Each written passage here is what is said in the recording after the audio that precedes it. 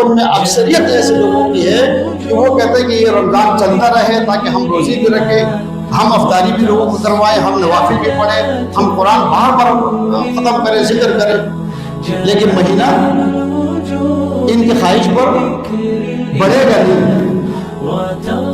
یہ کام کرنے کے نتیجے کیا نکلے گا وہ بات ذہن میں رکھے کہ تقدیر کا مطلب ہے عمل کا نتیجہ۔ یہ اللہ نے لکھ دیا کہ یہ کام کرنے والوں کا نتیجہ کیا نکلے گا، اولئک هم المفلحون، یہ کامیاب ہوں گے۔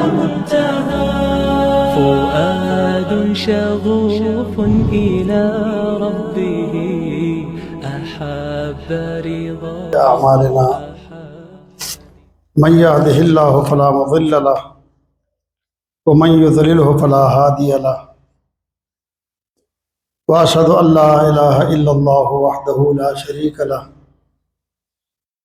وأشهد أن محمدا عبده ورسوله، أما بعد فإن خير الحديث كتاب الله، وخير الهدي هدي محمد صلى الله عليه وسلم، وشر الأمور محدثاتها وكل محدثة بدعة وكل بدعة ضلالة وكل ضلالة في النار۔ اعوذ باللہ من الشیطان الرجیم۔ ان اللہ فالق الحب والنوى یخرج الحی من المیت ومخرج المیت من الحی ذالکم اللہ فأنا تؤفکون۔ فالق الاصباح وجعل اللیل سکنا والشمس والقمر حسبانا ذالک تقدیر العزیز العلیم۔ وقال تعالی والشمس تجری لمستقر لها ذالک تقدیر العزیز العلیم۔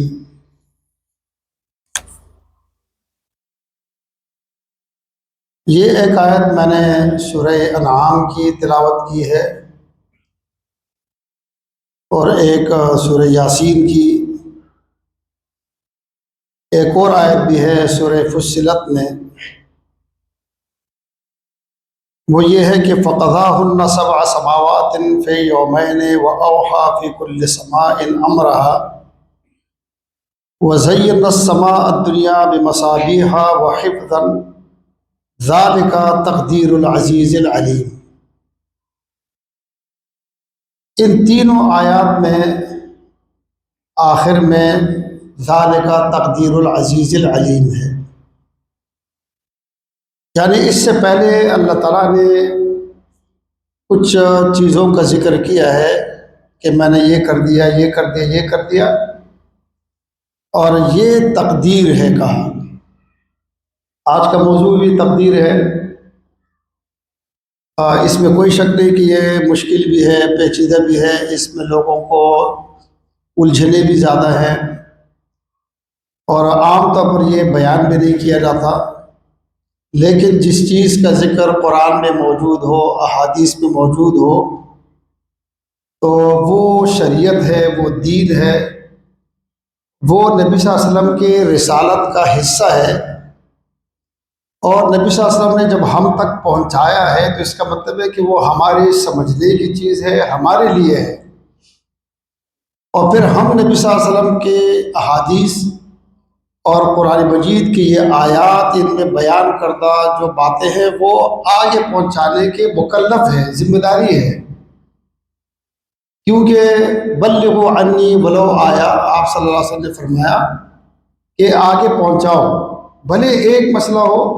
اس کا مطلب یہ بھی ہے کہ کوئی مسئلہ بغیر پہنچائے مت چھوڑو۔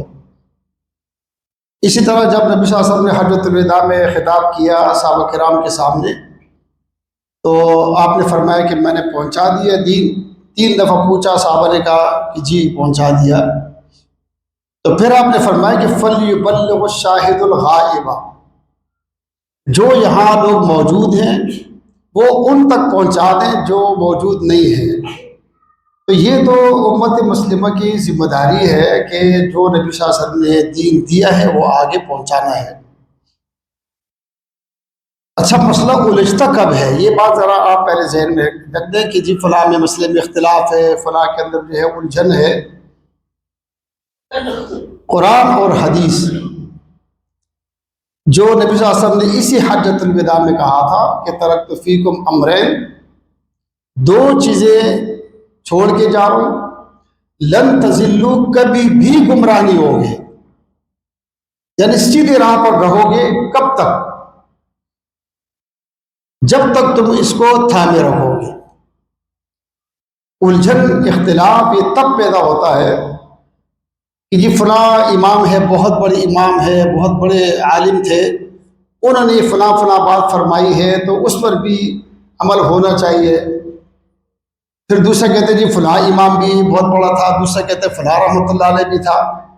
تو جب یہ چیزیں آ جاتی ہے نا تو اس کے بعد اختلاف پیدا ہوتا ہے۔ 400 سال کے بعد اختلاف اس لیے شروع ہوا کہ لوگوں نے غیر نبی کی باتوں کو بھی نبی کی باتوں کے برابر قرار دے دیا، بلکہ اس سے بڑھا دیا۔ ایک طرف آپ حدیث پیش کر دیں کہ جی یہ صحیح حدیث ہے، یہ صحیح حدیث ہے، وہ ہمارے یہاں اس پر عمل نہیں ہوتا، تو ہو سکتا ہے کہ ہمارے علماء نے بھی تو اس پر تحقیق کی ہوگی نا، اور ہمارے ائمہ نے بھی تو اس کو سمجھا ہوگا۔ اس کا مطلب یہ ہوا کہ آپ نے اپنے ائمہ کے سمجھنے کو اس واضح حدیث پر ترجیح دے دی، تو ظاہر ہے کہ جب ملاوٹ ہوگی۔ اچھا اگر امام ہے، بہت بڑا عالم ہے، اس میں کوئی شک نہیں ہے، اس کا مقام مرتبہ ہے، اگر ان کے اقوال کو دین بنانا تھا تو اللہ تعالیٰ نے پیغمبر کس لیے بھیجے؟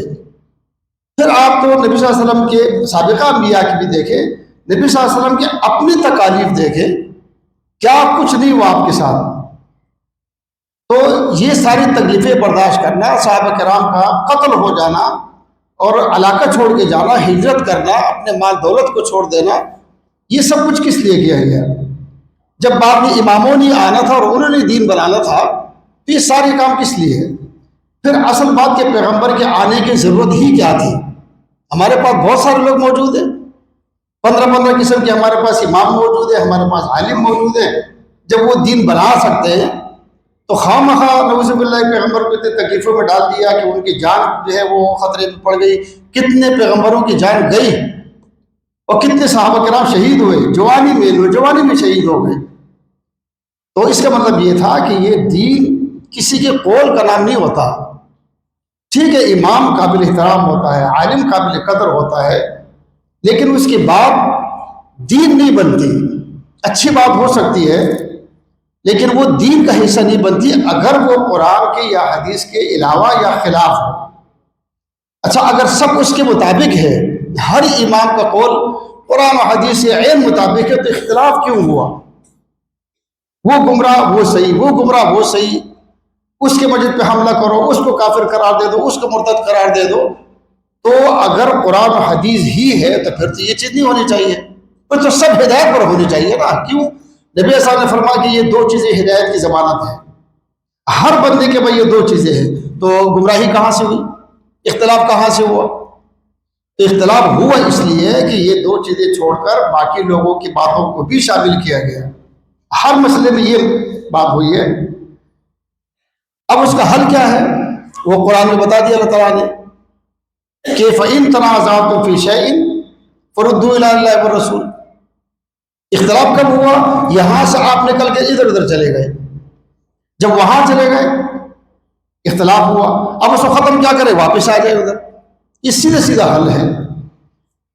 تو مسئلہ جو تقدیر کی بات کر رہا ہوں، اس کو اس طرح بیان کیا جاتا ہے کہ اول بات ہی نہیں کرنی چاہیے، یا یہ ہے کہ چلو بات نہ کریں، چپ رہیں۔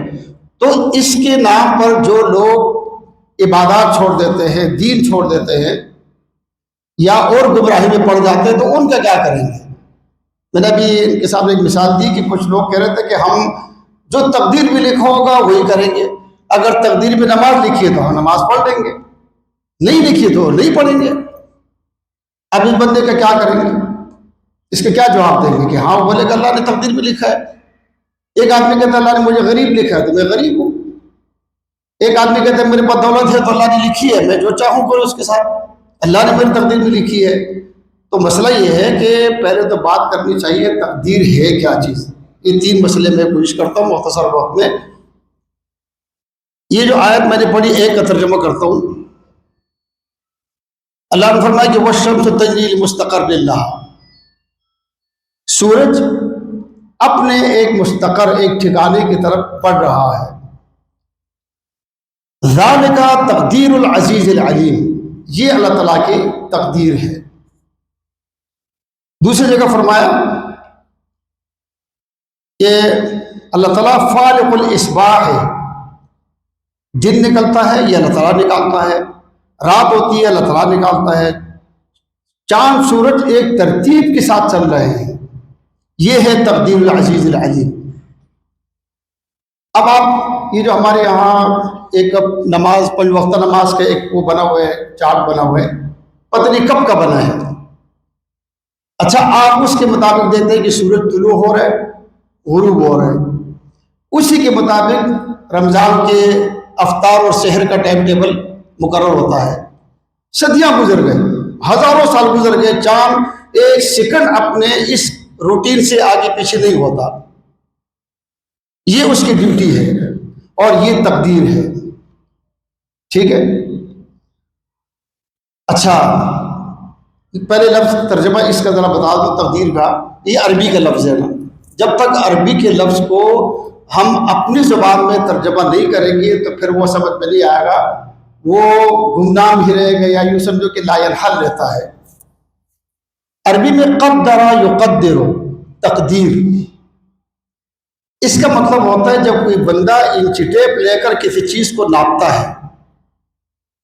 جب درزی کے پاس آپ کپڑے لے جاتے ہیں اور وہ ناپ لیتا ہے کہ آستین اتنی ہوگی، کالر اتنا ہوگا، یہاں سے اتنے ہوگی، لمبائی اتنی ہوگی، شلوار کی لمبائی اتنی ہوگی، اس کو عربی میں کہتے ہیں قدر الخیاط الثوب. قدر، درزی نے کپڑا ناپ لیا، اب اس ناپ سے وہ ایک سوت آگے پیچھے نہیں ہوگا، ورنہ آپ کیا کہیں گے یار کہاں تک قمیض بنا دی، آستین یہاں تک بنا دی تم نے، یہاں تک، وہ اس کا پابند ہوتا ہے. ٹھیک ہے. چاند کا کام ہے کہ یہ اس طرح طلوع ہونا اور اس طرح غروب ہونا. اچھا اتنے مہینے یعنی اتنے دن کے بعد اس کو غائب ہونا ہے، پھر اس کے بعد طلوع ہونا ہے. یہ چاند کا کام ہے. صدیاں نہیں ہزاروں سال گزر گئے، پتہ نہیں لاکھوں کہتے کروڑوں گزر گئے، چاند میں اس میں فرق نہیں آیا. کیوں؟ یہ تقدیر العزیز العلیم ہے. یہ اللہ نے اس کو اچھا ایک ہمارا اندازہ ہوتا ہے نا، تقدیر کا ہمارا اندازہ بھی ہے. ہمارا اندازہ چونکہ لا علمی پر ہوتا ہے کہ ہم کہیں یار پتہ نہیں کل سردی ہوگی یا نہیں ہوگی، نہیں ہو سکتے کم ہو، کل پتہ نہیں فلاں کام ہو نہ ہو، یہ ہمارا اندازہ ہوتا ہے. تو یہ تو شکوک و شبہات پر ہوتا ہے. اللہ تعالیٰ کے جب استعمال ہوتا ہے تو وہاں اس طرح کا اندازہ نہیں ہوتا. وہاں یہ کہ اللہ تعالیٰ نے جو مقرر کرتی ہے تو وہ 100% وہی رہے گی. اچھا اس کے بعد دوسری چیزوں پر آ جائیں. ہر چیز کی تقدیر کیا ہے؟ مثال کے طور پر آم کا درخت ہے نا، آپ نے جہاں بھی آم کا درخت دیکھا ہوگا، جہاں بھی، وہ ایک خاص پتے، خاص قسم کے پھول، خاص قسم کا پھل دے گا. وہ پھل اس طرح ہوگا، پھر اس کے بعد اس طرح بنے گا، یہ ہوگا. دنیا کے آپ یہاں ہیں، یہاں سے آپ گٹلی لے لیں، آپ پنڈی میں لگا دیں، درخت نکلے گا وہی. آپ جنوبی افریقہ میں لگا دیں وہی نکلے گا. آپ چین میں جا کر وہ گٹلی لگا دیں وہی نکلے گے. گٹلی کو یہ نہیں پتا کہ میں اب چین میں ہوں، میں اچھی زمین پر ہوں، میں کہاں ہوں. اس کا کام یہی ہے کہ اس نے اس طرح کا درخت بنانا ہے. یہ تقدیر العزیز العلیم ہے، اس کو کہتے ہیں. یہ اللہ تعالیٰ نے مقرر کر دیا ہے. اچھا آپ ایک اور چیز سوچیں. حیرت کی بات یہ ہوتی ہے نا کہ ہم جب بیج زمین میں ڈالتے ہیں نا، ہم جس طرح بھی ڈال دیں، الٹا ڈال دیں، سیدھے ڈال دیں، جس طرح، اس کے کچھ دیر کی جب اس کی کومپل نکلتی ہے نا، آپ کھودیں تو اس کی جڑیں نیچے کی طرف گئی ہوتی ہے، کومپل اوپر آتی ہے. بیج آپ نے الٹا ڈالا ہو یا سیدھے ڈالا ہو، یہ نہیں کہ بیج الٹا ڈال گیا تو شاخیں نیچے کی طرف جا رہی ہے، وہ شاخیں اوپر آ رہی ہے، جڑیں، ایسا نہیں ہوگا. اس کا کام یہی ہے. یہ اللہ تعالیٰ نے ایسا ہی بنایا ہے. آپ گندم بوئیں گے تو گندم ہی نکلے گی، اس کو کہتے ہیں تقدیر. آپ بکری پالے، بکری کا کام کیا؟ وہ گھاس کھائے گی، دودھ دے گی، بچہ دے گی، اس کا کام ہوگا. آپ لاکھ کوشش کریں گے یہ انڈے دے، یا میں چونکہ بکری کو بہت پسند کرتا ہوں، میں اس کو قورمہ کھلانا چاہتا ہوں، بکری نہیں کھائے گی، آپ رکھ دیں سامنے۔ شیر کہتے ہیں بھوکا مر جائے گا، وہ گھاس نہیں کھائے گا، کیوں؟ اس کی فطرت نہیں ہے۔ یہ ہر چیز کے اللہ نے تقدیر مقرر کی ہے، ٹھیک ہے۔ اچھا، اس کا فائدہ کیا ہے؟ پہلے ایک دو لفظ بتا دوں تاکہ آخر میں بھول نہ جاؤں، کہ آپ پہلے خلاصہ یاد رکھیں کہ تقدیر کا مطلب ہے اشیاء کی خصوصیت اور اعمال کا نتیجہ۔ یہ اس لیے کہ بتا رہا ہوں کہ لوگ کہتے ہیں کہ تقدیر لکھ دی تو عمل کا کیا فائدہ؟ تقدیر عمل کے لیے ہی لکھی گئی ہے۔ کھیتی باڑی کی مثال دوبارہ دے دوں، کھیت میں آپ ہل چلائیں گے، اس میں گندم ڈالیں گے، وہ گندم نکلے گی۔ اگر گندم نہ نکلے، کبھی خشخاش پیدا ہو رہی ہے، کبھی اس سے باجرہ پیدا ہو رہا ہے، کبھی، تو آپ کھیتی باڑی بندہ نہیں کرے گا، ہمیں گندم کی ضرورت ہے، وہاں پتہ نہیں کیا چیز پیدا ہو جاتی ہے، ایسا نہیں ہوگا۔ اور یہ جو طریقہ اللہ تعالیٰ نے رکھا ہے، اس سے رکھا ہے کہ تم یہ کام اس طرح کرو۔ آپ نے باجرہ اگانا ہے تو آپ باجرے کی بیج لے کے زمین میں ڈالو، اس طرح ہل چلاؤ، اس طرح پانی دو، اس طرح کھاد دو، تو یہ باجرہ نکلے گا۔ یہ ہے تقدیر پر ایمان۔ اگر یہ چیز نہ ہونا تو کوئی بندہ کوئی کام نہ کرے۔ کیا بکری لا کے پالو، اس کو پیسے خرچہ کرو اس کے اوپر، وہ آگے کوئی کتے کا بچہ جنم دے دے تو میری کس کام کا؟ تو لہذا رہنے دو۔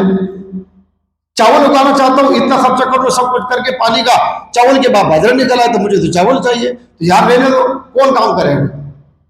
ایک مثال دے دوں نا، آپ کسی جگہ نوکری کرنے جاتے ہیں، بندہ آپ سے کہتا ہے کہ یہ آپ صبح آئیں گے شام کو جائیں گے، اتنے آپ کی یہ ڈیوٹی ہوگی، یہ کام کرنا ہوگا، یہ کام نہیں کرنا ہوگا، اور اتنے آپ کی تنخواہ ہوگی، اتنے آپ کو جو ہے وہ کٹوتی ہوگی اگر چھٹیاں کریں گے، اچھا اتنا آپ کو بونس ملے گا مہینے کے آخر میں۔ یہ سب کچھ لکھ لیا آپ نے، سیٹ نے دستخط کر دیے، آپ نے بھی کر دیے، یہ لکھا جا چکا۔ اب آپ اس بندے کے بات پر یقین رکھتے ہیں کہ چونکہ بات ہو گئی ہے، آپ صبح جاتے ہیں، اپنے جیب سے کرا دیتے ہیں، اپنے گھر سے ناشتہ لے جاتے ہیں یا کھانا کرتے ہیں، صبح جاتے ہیں شام صبح، شام صبح جاؤ، مہینے کے بعد آپ کو تنخواہ ملتی ہے، ٹھیک ہے۔ اچھا، ایگریمنٹ کر لیا، اس میں لکھ دیا آپ کے 50,000 تنخواہ ہے، 4 آپ کو بونس ملیں گے، مہینے کے فلاں تاریخ کو آپ کو تنخواہ ملے گی، یہ سب کچھ لکھ دیا گیا، اور اب آپ گھر آ کے بیٹھ گئے کہ چونکہ لکھ دیا گیا نا، میری تنخواہ 50,000 لکھ دی گئی ہے، 4 بونس لکھ دیے گئے ہیں میرے، تو چونکہ لکھ دیے گئے ہیں، دستخط ہو گئے، تو مجھے تو ملیں گے۔ کس کو تنخواہ ملے گی آخر میں؟ کسی کو نہیں۔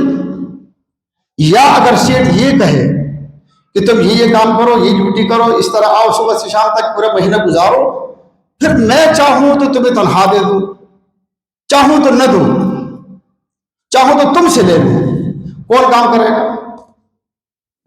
کوئی نہیں۔ اللہ تعالیٰ کا قانون ایسا ہے۔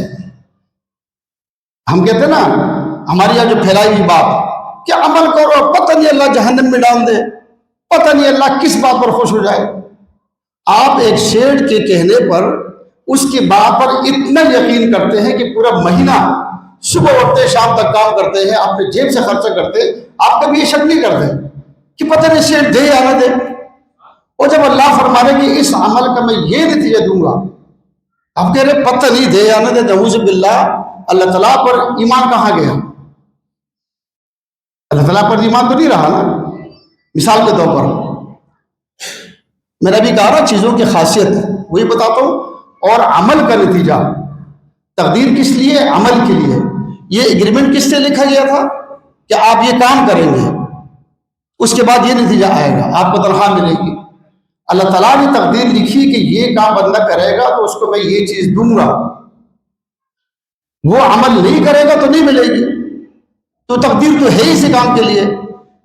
ان الذین آمنوا وعملوا الصالحات کانت لهم جنات الفردوس نزلا، ایمان لائے، عمل صالح کیا، کانت یہ ماضی کا صیغہ ہے، یعنی ہو چکا، تو یہ لفظ اس وقت استعمال ہوتے جب 100% یقینی ہو۔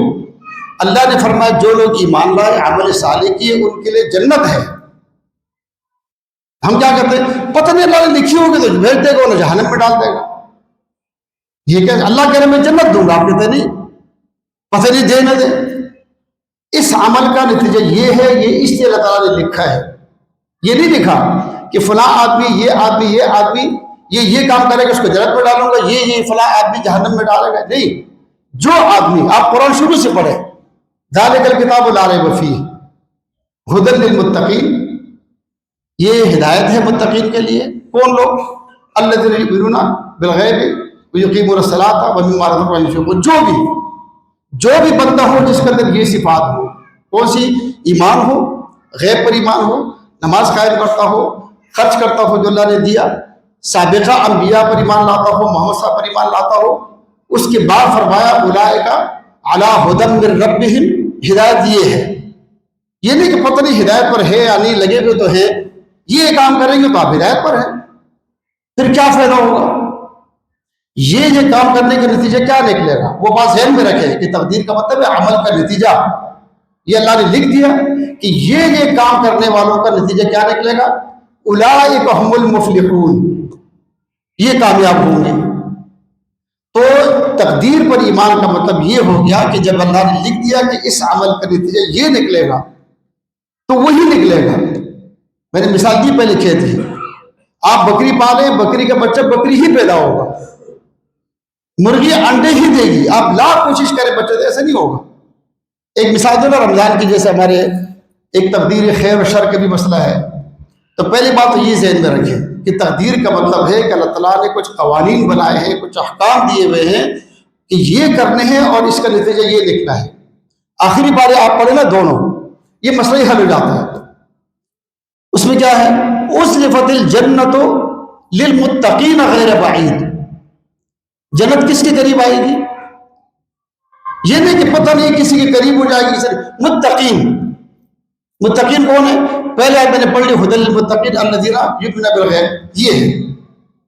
آپ چاہتے ہیں آخرت میں جنت میں جاؤ تو اللہ فرماتے ہیں یہ کام کرو، جنت میں جائیں گے. جہنم میں کون جائے گا؟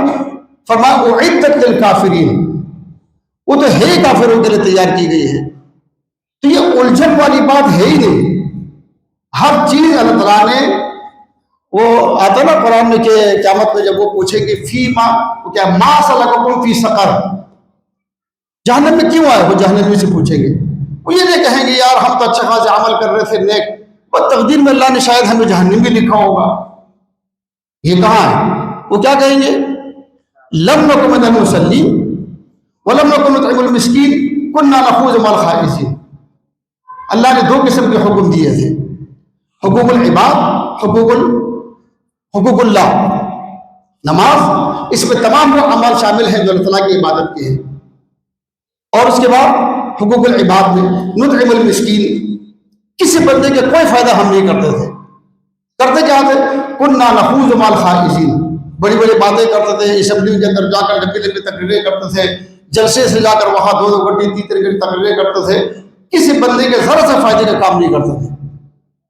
وہ تو یہ کہیں گے. تو یہ بتا کیوں رہے اللہ تعالیٰ ہم کو کہ وہ یہ کہیں گے کہ یہ کام مت کرو، چونکہ یہ جہنم میں جانے کا سبب ہے، لہذا یہ کام نہ کرو. وَيْلٌ لِّلْمُصَلِّينَ الَّذِينَ هُمْ عَنْ صَلَاتِهِمْ سَاهُونَ الَّذِينَ يُرَاءُونَ وَيَمْنَعُونَ الْمَاعُونَ. کوئی چیز ایسی ہو جو اللہ نے بغیر حل کے چھوڑی ہو، ایسا نہیں ہے. ہر عمل کا نتیجہ اللہ نے لکھ دیا، وہ نتیجہ آئے گا 100%. یہ تقدیر ہے، اس میں تبدیلی نہیں ہوگی. یہ رمضان کا مہینہ ہے نا، اس میں بہت سے لوگ ایسے ہوتے ہیں کہ جو روزوں سے تنگ آ جاتے ہیں، یار ختم بھی نہیں ہو رہے، یار صبح کام پہ جاتا ہوں، شام پر تو بھوکا پیاسا پریشان ہو جاتا ہوں. وہ کتنا بھی تنگ آ جائے، مہینہ چھوٹا بڑا نہیں ہوگا، وہ 30 اور 29 پہ جا کے ختم ہوگا. تو کچھ بھی کر لو یہ پورا ہوگا. یہ ابھی آنا چاند، یہ مقرر ہے، تقدیر ہے کہ یہ چاند ایسے ہی رہے گا، یہ ہر مہینے کے بعد 30 دن کے بعد 29 دن کے بعد یہ تبدیل ہوگا.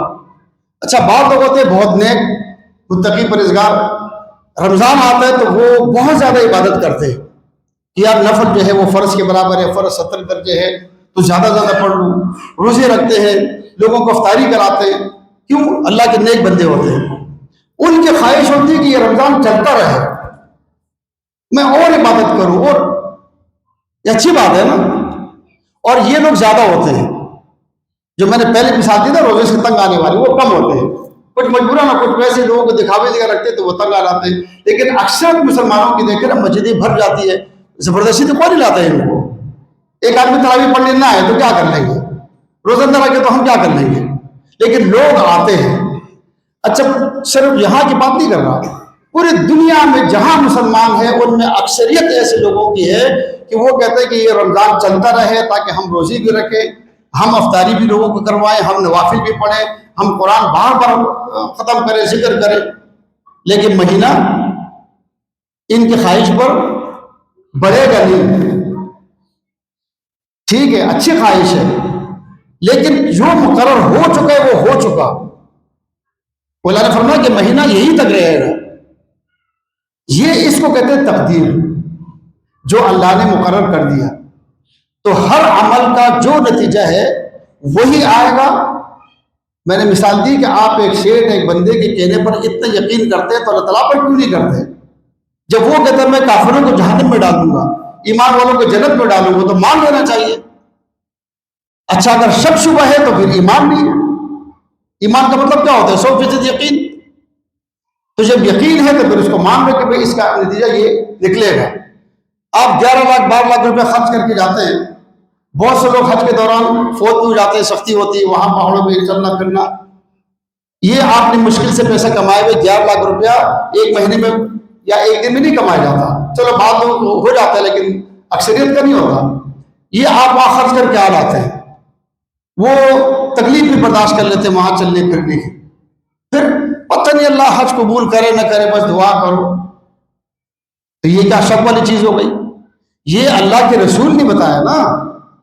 اللہ نے بتایا کہ میرے بیت اللہ کا حج کرو، پھر اس کے رسول نے کہا کہ اس طرح جاؤ، یہ طواف کرو، یہ منا کی سعی کرو، یہاں مزدلفہ پہ جاؤ، یہاں عرفات پہ جاؤ، یہاں قربانی کرو. یہ پیغمبر نے بتایا نا. اور اس کو کیا کہا؟ اس عمل کو حج. اور اس کا نتیجہ کیا بتایا؟ تقدیر. اس کی کیا ہے؟ اتنا گناہوں سے پاک ہو جاتا ہے جیسے آپ اس کو مانے جنا ہے. تو جب اللہ پر ایمان، رسول پر ایمان ہے تو آپ اس میں شک کیوں کر رہے ہیں کہ پتہ نہیں ہوا یا نہیں ہوا؟ ایک بندے کو میں کہوں کہ میرے پاس 1 لاکھ روپے لگاؤ تو ہو سکتا ہے کہ آپ کو منافع ہو سکتا ہے نقصان ہو، کوئی نہیں لگائے گا. اور یہاں آپ 11 لاکھ روپے لگا رہے ہیں اور شک پھر بھی کر رہے ہیں. تو جب اللہ نے فرمایا، رسول نے فرمایا کہ جب یہ عمل آپ کر لو گے تو یہ ہو جائے گا، تو آپ کو یقین کرنا کہ یہ ہے. کیوں؟ اس عمل کا نتیجہ یہ ہے. دوسری چیز میں نے بتائی کہ چیزوں کی خاصیت، شاہ ولی اللہ صاحب محدث دہلوی نے اس پر بہت تفصیل سے لکھا ہے کہ ہر چیز میں اللہ نے ایک خاصیت ڈالی ہے. وہ خاصیت اس کی تقدیر کہلاتی ہے، اور وہ خاصیت الگ نہیں ہوگی ورنہ دنیا کا نظام بگڑ جائے گا. میں نے ابھی مثال دی نا کہ آپ کھیت میں کچھ ڈال دیں اگتا کچھ ہے تو سارا نظام درہم برہم ہو جاتا ہے. چیز کی خاصیت اگر نہیں رہی تو وہ چیز پیدا کس لیے کی گئی؟ مثال کے طور پر زہر کا کام کیا ہے؟ یہ مار دیتے، جس کو کھلا وہ مر جاتا ہے. یہ اس کی خاصیت ہے. زہر کھایا نہیں مرا تو اس کو ہم کیا کہتے ہیں؟ ملاوٹ والا زہر ہوگا، خالص نہیں ہوگا. اور بھائی بندہ بچ گیا شکر کرو، نہیں زہر صحیح نہیں تھا. کیوں؟ یہی زہر ہم نے کسی چوہے کو دینا ہے، کسی کٹملوں کو دینا ہے اور کٹمل نہیں مر رہے، تو اس کا مطلب کیا؟ وہ ہم دکاندار کو کہتے ہیں یار کیا چیز بیچ رہے ہو بھائی، ایسی چیز دو. وہ کہتے ہیں یہ گارنٹی والی چیز لے دو. وہ گارنٹی والی چیز کیا کرتی ہے؟ جاندار کو مار دیتی ہے. یہ اس کی خاصیت ہے. اس کو کہتے ہیں چیز کی تقدیر. تلوار کا کام کیا ہے؟ کاٹنا. جنگ میں کافر آ جاتے تھے سامنے، صحابی کے ہاتھ سے وہ مر جاتا تھا. صحابی آ جاتا تھا کافر کے آگے، وہ تلوار سے کٹ جاتا تھا. تلوار نہیں دیکھتی کہ سامنے کون ہے.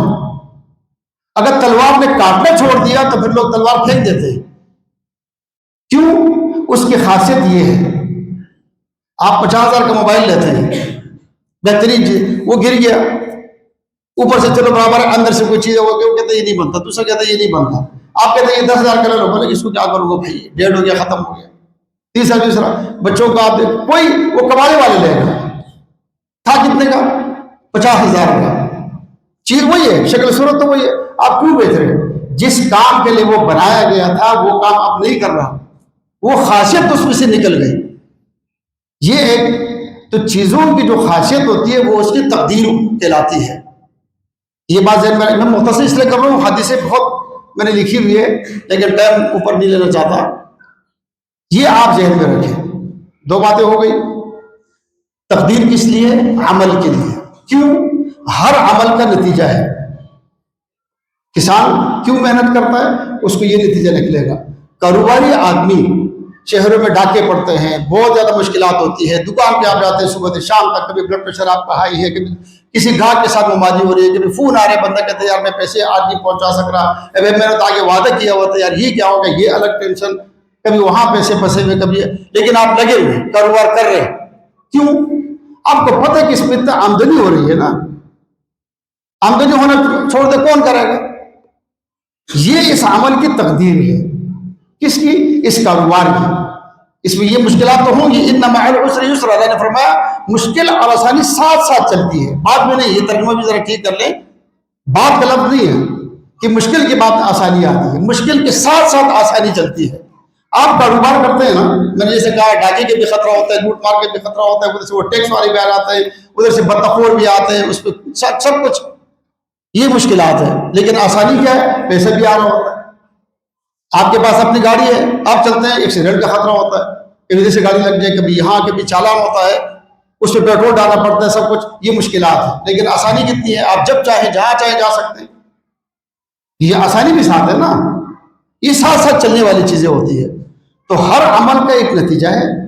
خاص کر وہ عمل، میں نے شروع میں مثال دی ایک سیٹ اور ملازم کی، تو سیٹ ملازم کے ساتھ کر سکتا ہے دھوکہ کہ بھئی بونس نہ دے کسی بہانے سے، تنخواہ کی بھی کٹوتی کر لو، تم نے یہ کر لیا.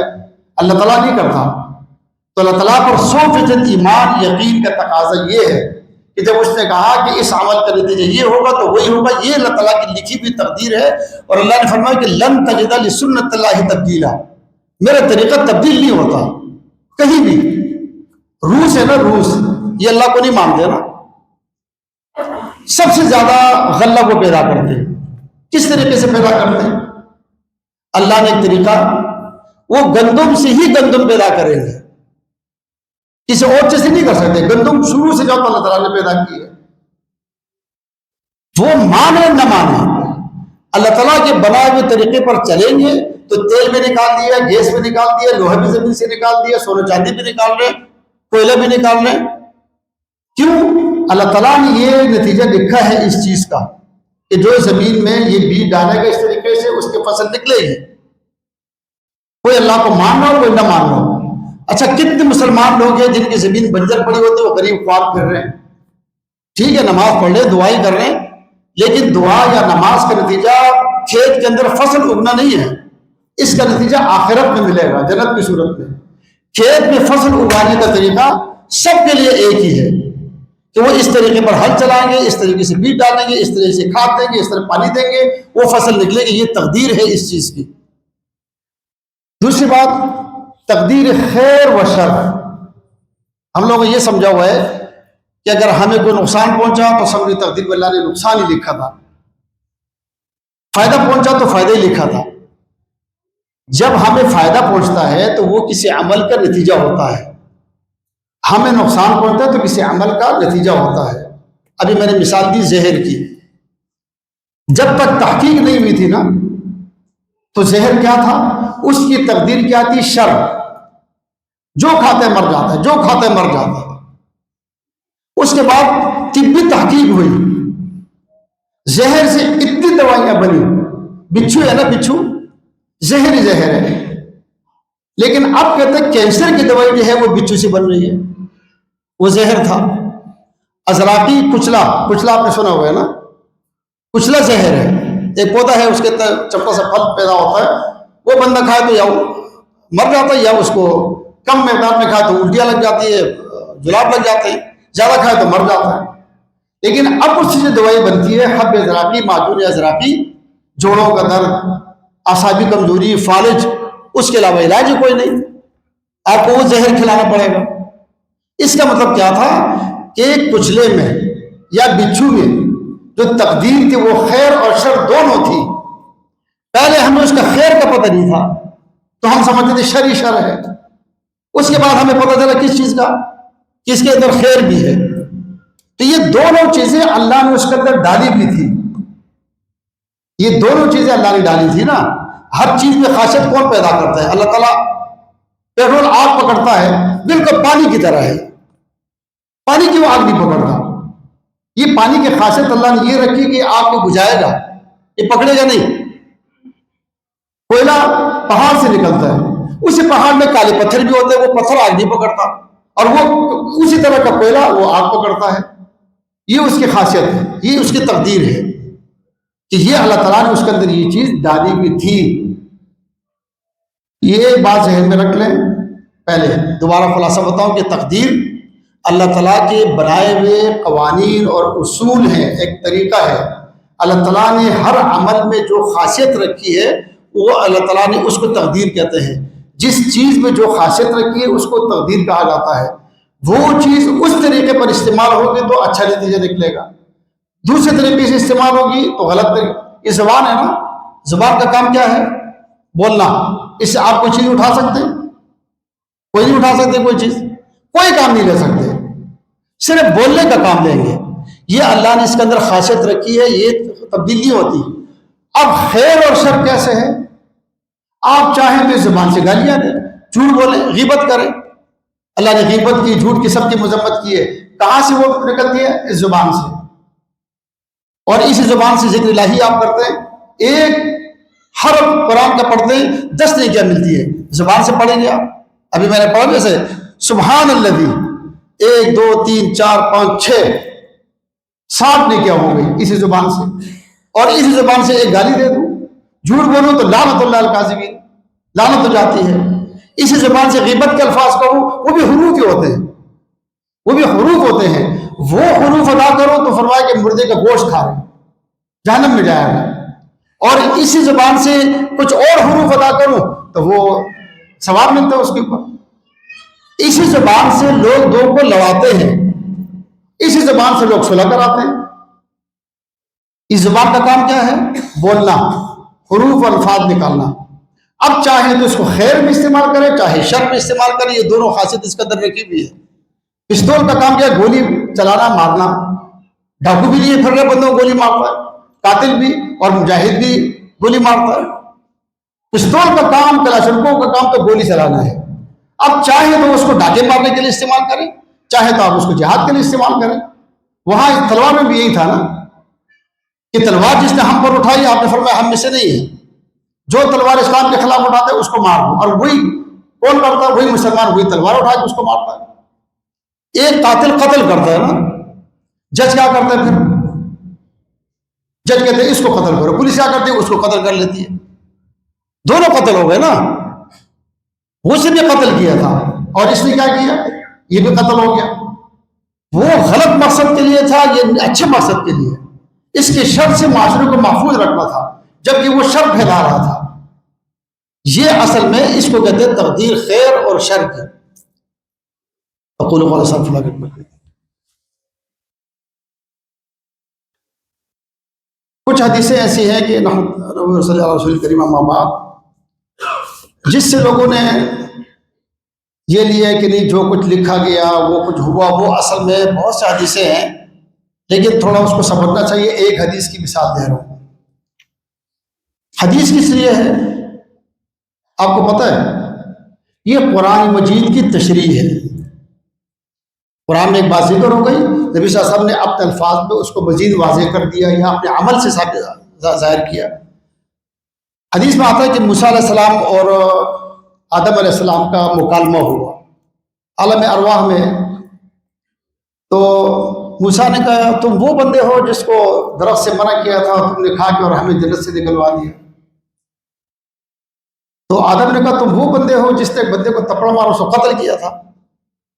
اس نے کہا یہ تو لکھا گیا تھا. اس نے کہا وہ بھی لکھا گیا تھا. اب لکھا گیا کیا تھا؟ اب قرآن میں آپ دیکھیں، اللہ نے آدم علیہ السلام سے فرمایا کہ جنت میں رہو، جہاں سے چاہو کھاؤ پیو، لا تقربا هذه الشجرة فتكونا من الظالمین. اس درخت کے قریب نہیں جانا ورنہ ظالموں میں سے ہو جاؤ گے. کیا مطلب؟ اس جنت کے قریب جانا، اس کو کھانا، یہ جنت سے نکلنے کا سبب بنے گا. یہ اللہ تعالیٰ نے لکھ دیا، بتا دیا۔ آدم نے کیا کیا؟ فلما ذاق الشجرۃ، وہ درخت کھا لیا جس کا پہلے سے اللہ اس آیت میں ہے، اللہ نے فرمایا تمہیں منع نہیں کیا تھا اس چیز سے، میں نے تو کہا تھا کہ یہ نتیجہ نکلے گا۔ اچھا، جب اللہ نے فرمایا تھا کہ اس عمل کا یہ نتیجہ ہوگا، تو آدم علیہ السلام نے کیا کہا؟ ربنا ظلمنا انفسنا، ہم نے تو وہ ظلم کر لیا ہے، اب معافی چاہتے ہیں۔ اللہ نے فرمایا ٹھیک ہے، معافی ہو گئی۔ ابلیس کو کہا سجدہ کرو، ابلیس نے نہیں کیا۔ کیا کہا ابلیس نے؟ رب بما اغویتنی، تو نے مجھے گمراہ کر دیا۔ آدم علیہ السلام نے کیا کہا تھا؟ یہ ہم سے غلطی ہو گئی، کام دونوں نے ایک ہی کیا، سمجھو۔ اس سے میں نافرمانی کہ اللہ نے فرمایا کہ فغوا آدم فعصا آدم ربہ فغوا، آدم نے نافرمانی کی تھی، لیکن اس نافرمانی کو بعد میں انہوں نے قبول کر لیا اور اس کی معافی مانگ لی، اللہ نے معاف کر دیا۔ شیطان نے نافرمانی کی، کیا کہا؟ میرا کیا قصور ہے، تو نے میرے ساتھ ایسا کیا، وہ اللہ پر ڈال دیا۔ مشرکین کا عقیدہ کیا ہے؟ وقال، اچھا یونس علیہ السلام کا دیکھیں، یونس علیہ السلام نے مچھلی کے پیٹ میں کیا کہا؟ سبحانک انی کنت من الظالمین، میں نے غلط کیا، اللہ نے اس کو نجات دے دی۔ اچھا مشرک کیا کہتے تھے؟ لو شاء اللہ ما اشرکنا ولا آباؤنا، یہ تو اللہ تعالیٰ ہم سے شرک کروا رہے ہیں، وہ نہ چاہتا تو ہم کرتے ہی نہ۔ یہ انبیاء کا اور کافروں کا الگ الگ عقیدہ جو ہے نا چل رہے ہیں۔ تو پیغمبر کو پتہ ہوتا ہے کہ چونکہ فلاں عمل کا نتیجہ یہ نکلنا تھا اور وہ میں نے کر دیا، تو لہٰذا مجھے یہ سزا ملی۔ اب اس کی تلافی کیسے ہوگی؟ وہ اس طرح ہوگی۔ آخری بات کر رہا ہوں کہ دعا سے تقدیر بدل جاتی ہے، یہ آخری بات کر رہا ہوں۔ سوال یہ ہے کہ جب لکھی گئی ہے تو بدلنے کی کیا ضرورت ہے؟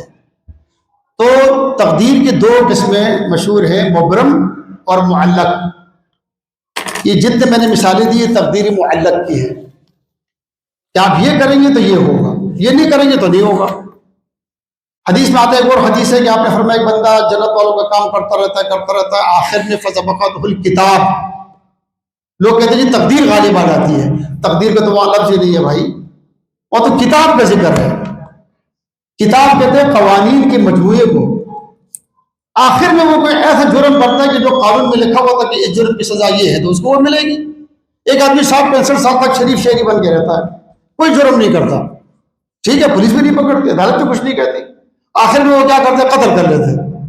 وہ کیا کہے گا کہ اب تک تو مجھے کوئی نہیں پکڑا، تو بولے کہ قانون میں لکھا ہوا ہے۔ فرانس میں برطانیہ نے 400 سال پہلے قانون لکھا تھا کہ قتل کی سزا 302 ہے۔ کیا ہے؟ حدیث میں آتا نا کہ 50,000 سال پہ قانون لکھا گیا، تقدیر لکھی گئی۔ ہمارے یہاں جو قانون ہے برطانیہ نے کتنے 100 سال پہلے لکھا ہے۔ ایک آدمی قتل کرتا ہے، وکیل کیا کہے گا؟ یہ تو 302 کے کیس ہے بھائی۔ ایک آدمی فراڈ کرتا ہے، کیا لکھا ہوا ہے قانون میں؟ یہ تو 420 کا کیس ہے۔ آپ وکیل کے پاس جائیں گے، وہ فوراً بتائے گا آپ کو یہ تو قانون کے فلاں دفعے کہتے ہیں فلاں کیس بن رہے، اس پہ ضمانت ہو سکتی نہیں ہو سکتی، فلاں سزا ہے۔ جب یہ عدالت میں جائے گا، عدالت بولے گی تو فلاں قانون کی خلاف ورزی ہو رہی ہے۔ قانون کب بنا ہے؟ کب کا بن چکا ہے؟ اسی طرح تقدیر 50,000 سال پہلے لکھی جا چکی کہ اس عمل کے نتیجے یہ نکلنا ہے۔ آدم علیہ السلام کا مطلب یہ تھا کہ بھائی جب اللہ نے کہا تھا کہ درخت کے قریب نہیں جاؤ تو میں گیا، تو میرے ساتھ یہ ہونا تھا۔ موسیٰ علیہ السلام نے کہا میرے بھی یہی مسئلہ تھا، ایک آدمی کو کلپٹی پر موقع لگ گیا تو اسے مرنا ہوتا ہے نا، اور جب لگ گیا تو اس نے مرنا ہی تھا۔ یہ نہیں کہ فلاں ٹائم پر فلاں آدمی یہ کام کرے گا تو پھر قاتل کو سزا نہیں ہونی چاہیے نا۔ آدم علیہ السلام کو یا ان کو تو سزا نہیں ہونی چاہیے تھی۔ قاتل قتل کرتا ہے اور اللہ تعالیٰ نے لکھا ہے کہ یہ بندہ فلاں قتل کرے گا، تو اللہ تعالیٰ کے لکھا ہوا اس نے کر لیا نا، اس کو تو انعام ملنا چاہیے۔ زانی کو گولے مارتے ہیں، اب سنسار کرتے ہیں، کیوں؟ اللہ نے یہ لکھا ہے اگر ایک آدمی یہ عمل اس طریقے سے کرے گا تو یہ چونکہ میرے قانون کی خلاف ورزی ہوگی، لہٰذا اس کو گولے مارو یا سنسار کرو۔ یہ بندہ اگر یہ عمل کرے گا، میں اگر یہ ہم کہہ دیں نا کہ بھئی اچھا ہمارے یہاں سے یہاں تک 100 فٹ ہے، 100 قدم ہے، اگر ایک آدمی 100 قدم پہ جا کے رک گیا تو وہ تو نہیں گرے گا، لیکن 101 قدم اٹھائے گا تو گر جائے گا۔ اب جو بندہ گرے گا وہ تو ہم نے پہلے کہہ دیا نا، جو بندہ گرے گا اس کے ساتھ کیا ہوگا آپ کو نہیں پتا، ٹانگ ٹوٹے گی، مرے گا، زخمی ہوگا نا۔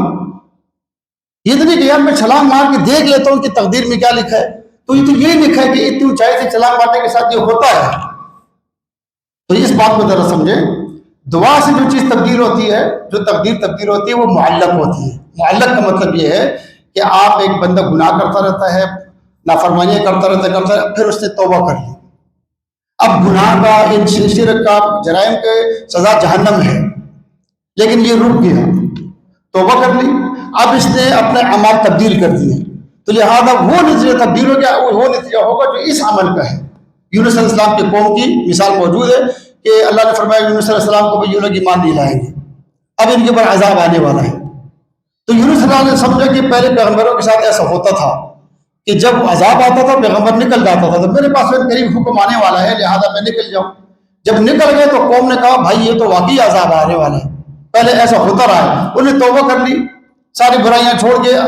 تو اب اس عمل کا نتیجہ جو وہ کرتے تھے اس کا نتیجہ عذاب تھا. اب جو انہوں نے عمل شروع کیا اس کا نتیجہ عذاب نہیں ہے، لہٰذا وہ عذاب ٹل گیا. یہ سیدھی سی بات ہے، کوئی مشکل چیز نہیں ہے. تمام احادیث کو آپ دیکھیں گے اس میں یہ چیز ثابت ہوگی، تمام آیتیں دیکھیں گے اس میں یہ چیز ثابت ہوگی. عمل کی بات ہو رہی ہے کہ فلاں عمل کا یہ نتیجہ، فلاں چیز کے اندر یہ خاصیت. ٹھیک ہے، تو اس کو اگر میرا خیال ہے سمجھ میں آ جائے، ورنہ پھر کبھی کوشش کرنے کے مزید واقع دعوانا الحمدللہ.